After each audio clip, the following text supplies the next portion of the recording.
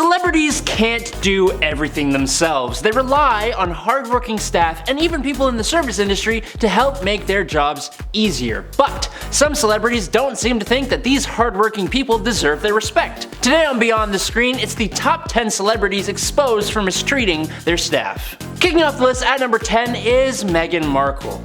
Meghan Markle is more than a little divisive, and she has been for a hot minute.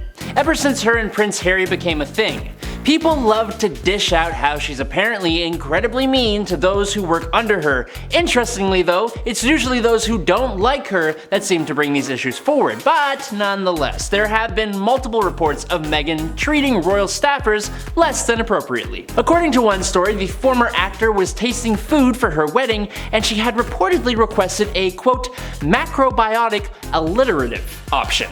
Now, I don't even know what those words mean, but apparently it means no eggs, because she got very upset when she thought there was egg in the dish, and well, there wasn't. According to Vanity Fair's royal reporter Katie Nicholl, quote, she said, no, I can taste it. I can taste there's an egg in this dish.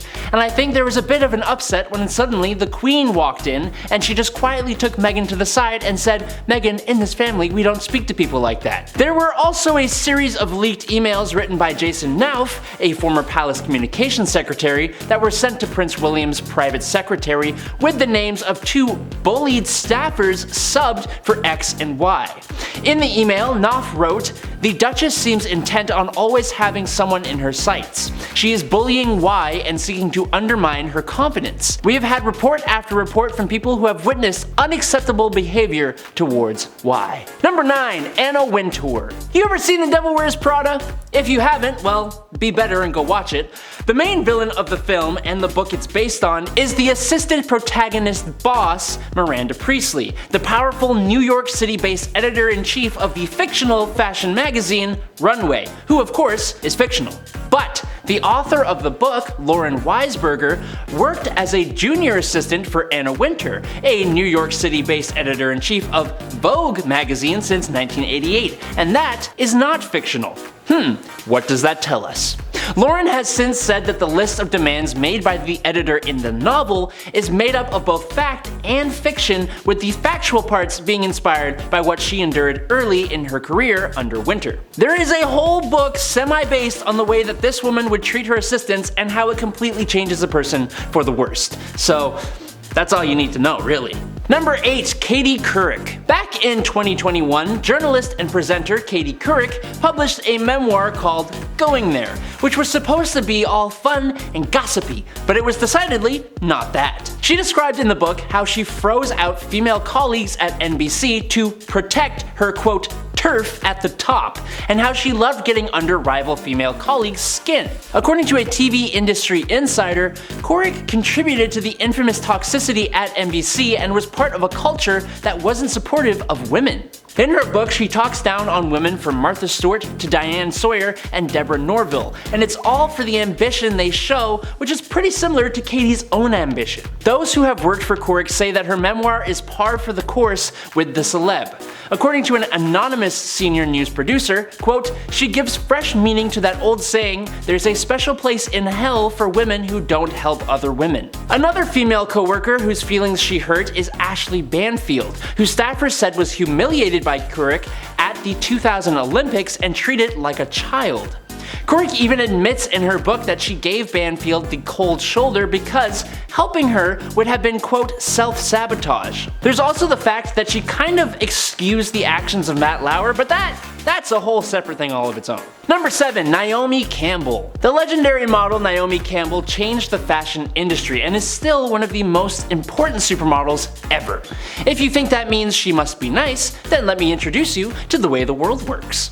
Naomi has been so bad that it's led to actual legal action, multiple times. As some examples, in 2000, Campbell was sued by her assistant Georgina Galanis, as apparently the model blunt forced Galanis with a telephone in a hotel room and then threatened to push her out of a moving car. In 2004, Campbell supposedly introduced her personal assistant, Amy Castellado, to her forehead with force and then bit her lip and yanked her to the floor while screaming, "You effing worthless bee." I can't actually say the words, but I think you can infer what I'm trying to say here. And then in 2006, Campbell allegedly pulled another blunt force on her housekeeper, Anna Scolavino, with a mobile phone. That same year, Campbell is said to have open palmed her personal assistant, Amanda Brack, and struck her on the head, again with a mobile phone. So, what I'm saying is that 1, she is literally physical with people, and 2, her choice of tool for these interactions seems to always be some form of communication device. So, if you ever see Naomi Campbell with a phone or like a walkie-talkie or something, just be on guard, okay? Because she's vicious with that. She's vicious with it, that's all I'm saying. All jokes aside though, between 1998 and 2010, 8 employees have accused the supermodel of getting physical with them, and I don't think we should just let that off lightly. Number 6, Victoria Beckham. If you thought that the Spice Girl, who went by Posh Spice, wasn't going to be at least a little problematic with her staff, well, I don't know, I guess you were wrong, huh? Look at that. A former nanny of fashion designer and former Spice Girl Victoria Beckham has revealed that Victoria expects all the nannies of her household to answer to the name Joe, even if their name is not Joe. So, if you're working with Naomi Campbell, you get dinged up by the wonders of modern communication, but if you're working for Victoria Beckham and her kids, your individual identity is at stake. So pick your poison, I guess. Remind me to never work for a celebrity, ever. Apparently, this is because the very first nanny of Beckham's daughter Harper was named Joe, and I suppose this rule is to not confuse the kid? But you're telling me that your kid can't understand the basic principles of jobs and employee turnover? I don't know. Seems a little suspicious. Number 5, Madonna. She may be one of the most influential artists in pop music, but Madonna has a rep. I think someone somewhere probably knew she would be on a list like this, and maybe it was you. Ooh. Madonna has a huge team of people under her, and while in one instance you would have her backup dancers willing to get arrested for dancing provocatively in her shows in Toronto, you'd have way more instances of them just not being paid or not being paid in full, which has led her employees to sue her multiple times. She has fired or lost staff for taking time off, being upset about the crazy long hours they're expected to work, the fact that they don't get enough breaks, and for being required to be on call 24/7.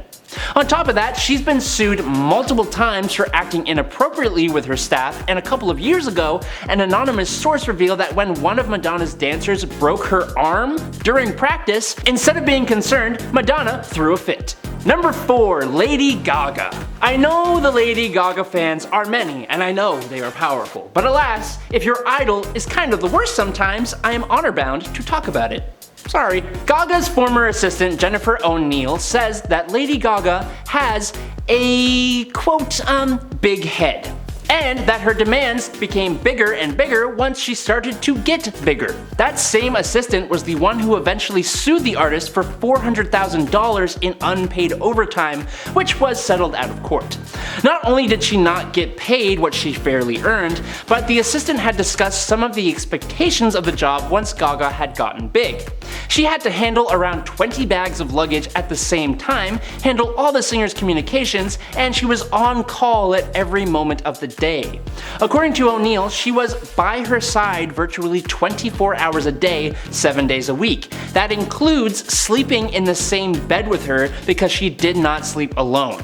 And Jennifer wasn't even given breaks for food or sleep, so imagine how that worked out. Not very well. Number 3, James Corden. From what I know, Late Late Show host James Corden being exposed as kinda just the worst is a more recent revelation. There have been a few different stories that I've heard of, including a little back and forth with Sir Patrick Stewart at an awards show a few years back, which you can watch on YouTube, and I suggest you do because it's kind of really awkward and really funny, but the story I hear the most involves James being a menace to the service industry. According to Balthazar owner Keith McNally, who took to Instagram on October 17th, 2022 to publicly ban James Corden from the New York City restaurant, James Corden is, quote, a talented comic but a tiny cretin of a man. Which is just hilarious. In his Instagram post, he detailed multiple incidents in which James was rude, dismissive, or nasty to the restaurant staff, calling the late night host the worst he'd had in 25 years of hospitality service. That's coming from a guy who runs a New York restaurant, so you know he's seen some things. But even though McNally forgave Corden and lifted his ban, it got people talking. Like former Spice Girl Mel B, who dubbed James Corden the biggest D-head in Hollywood while on Britain's The Big Narsty Show on December 2nd, 2022. According to her, James feels people are beneath him. She said, quote, "Whether it be production, camera guys, sound lighting, we all work for the same thing, so you should always be nice, and he hasn't been very nice." Number 2. Vin Diesel. If you think having a co-producer credit on the absolutely massive Fast and Furious franchise would go to someone's head, well, you'd be correct. Look at you go. Armed with his producer credit, Vin Diesel has been able to get away with a lot of tardiness on his Fast and the Furious sets. With the power to make decisions about pretty much everything, Vin has apparently peed off quite a few cast and crew members on his films. Apparently, he ain't a fan of 7 AM Monday morning call times for set, which is kind of understandable. So, the whole production was forced to make it 10 AM just for him. These are 12-hour days, usually more actually, just so we understand what's going on here. But even with that adjusted time schedule, Vin was often 30 minutes to an hour late to shoot scenes. And it wasn't because he was late to set, it's because he was chillin' in his 1,100 square foot, 2-story, custom-built gold trailer with $70,000 worth of technology, round-the-clock video surveillance, and granite countertops in the kitchen. I'm actually not joking, and that trailer does indeed follow him around the world to sets. It's actually kinda cool, not gonna lie, but not cool enough to hold up entire productions. Vin also makes very big decisions about what will and won't happen on the films, and he would tick off a lot of people doing that. One of them famously being The Rock, who made a post about it online. Now, The Rock regrets that action, but as he said in a later interview, quote, "Yet, interestingly enough, it was as if every single crew member found their way to me and either quietly thanked me or sent me a note. But yeah, it wasn't my best day sharing that." And finally, in at number 1, Alec Baldwin. No, I'm not going to be talking about the fact that Alec Baldwin accidentally took someone's life on set, but I will be talking about how the actor has been accused of belittling customer service workers. In May 2023, a server accused Alec of calling her a peasant. The anonymous waitress told Page 6, "I was going to feed the head of the table, but that's who Alec was talking to. So I go up to him and I say, 'I'm sorry sir, but we're going to have servers walking through the tables here in a minute.' Which is when Alec asked her, 'So when is it a good time to talk to my friends, huh?' Adding to that, he was very agitated and asked her, quote, 'Do I have to explain it to you?' After replying that she didn't need Alec to explain a damn thing, Alec allegedly said, 'Well then, step aside.' Apparently, afterwards, her co-workers informed her that Alec had called her a peasant as she continued on doing her job. Now, there are also multiple clips online of Alec getting pretty aggressive with paparazzi, which is okay, and there was a time he got pretty fed up when cycling through New York. Baldwin has been known for his anger issues for quite some time now, so yeah. But there you have it. I'm Adam Andrews, filling in here at Beyond the Screen, and I'll catch you all next time. Peace out.